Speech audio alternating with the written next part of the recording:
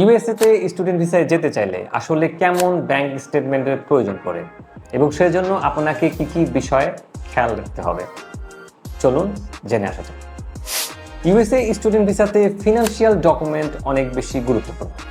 প্রথমেই আপনাকে জানতে হবে আপনার টার্গেট ইউনিভার্সিটির ইয়ারলি টিউশন ফি কত। আপনার I-20 ফর্মে উল্লেখ থাকবে টোটাল একাডেমিক ও লিভিং এক্সপেন্সেস।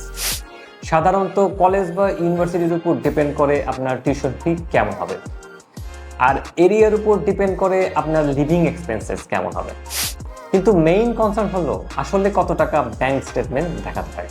ধরে নিন আপনার I-20 ফর্মে $20,000 টিউশন ফি এবং living expense and health insurance সহ আরও $12,000 লেখা আছে। সেক্ষেত্রে আপনার টোটাল ইয়ারলি এক্সপেন্সেস হচ্ছে $30,000 এক্ষেত্রে আপনাকে ব্যাংক স্টেটমেন্ট দেখাতে হবে $35,000 থেকে $40,000। আপনি কিন্তু কারেন্ট অ্যাকাউন্টের সাথে সাথে এফডিআর অ্যাকাউন্টও শো করতে পারবেন, এক্ষেত্রে তেমন কোনো সমস্যা নেই।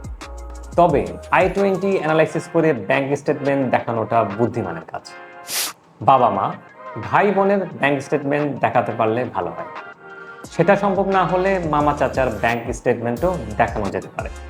একটা কথা মনে রাখা ভালো, ব্যাংক স্টেটমেন্ট যার তাই দেখান না কেন, এম্বাসি ইন্টারভিউর সময় আপনাকে অবশ্যই যথাযথভাবে ফান্ডের সোর্স স্বচ্ছভাবে প্রমাণ করতে হবে। ভিডিওটি ভালো লাগলে লাইক দিবেন। আপনাদের কোনো কোয়েশ্চেন থাকলে অবশ্যই কমেন্ট করে জানাবেন। পাশাপাশি আমাকে ফলো দিয়ে রাখবেন যাতে করে স্টাডি অ্যাব্রোডের নতুন নতুন সব আপডেট আপনারা সহজেই পেয়ে যান। ধন্যবাদ।